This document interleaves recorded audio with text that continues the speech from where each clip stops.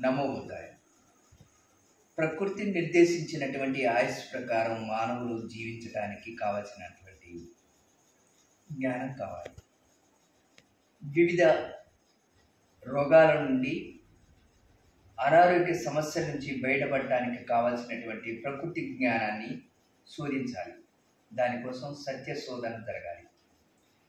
సత్య శోధన ద్వారా సత్యమేమిటో అసత్యమేమిటో తెలిసినప్పుడు అనారోగ్య సమస్యల నుంచి బయటపడటానికి కావాల్సినటువంటి ఆహార నియమాలు ఏమిటి, ఏ మందులు వాడాలి, ఎలా వాడాలి, ఏ వైద్య విధానం మనం ఆరోగ్యంగా ఉండటానికి ఉపయోగపడితేనే జ్ఞానాన్ని మనం సంపాదించగలుగుతాం.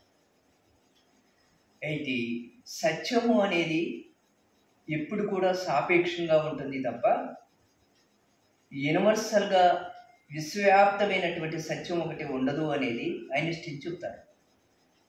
ఇప్పుడు ఉన్న సత్యాలన్నీ అసత్యాలన్నీ అర్ధ సత్యాలుగాను అర్ధ అసత్యాలుగాను మాత్రమే ఉంటాయని ఐన్స్టీన్ చెప్తారు.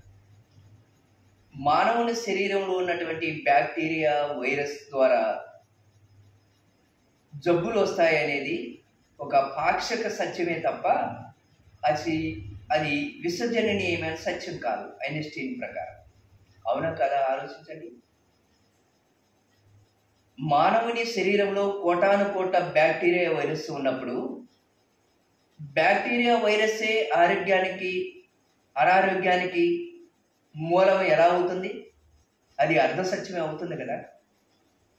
కాబట్టి ఇలాంటి సత్య శోధన ద్వారా అనేక విషయాలు మనకు అర్థం కావడానికి అవకాశం ఉంది. సత్య శోధన కోసం, సత్యాన్వేషణ కోసం శ్రీ శ్రీ గౌతమ బుద్ధ ఆరోగ్య దీక్షా కార్యక్రమంలో పాల్గొనడం ద్వారా అనేక అనారోగ్య సమస్యల నుంచి బయటపడే సత్య జ్ఞానాన్ని మనం తెలుసుకోగలుగుతాం. ఆరోగ్య సమాజాన్ని నిర్మించగలుగుతాం. నమో బుద్ధాయ.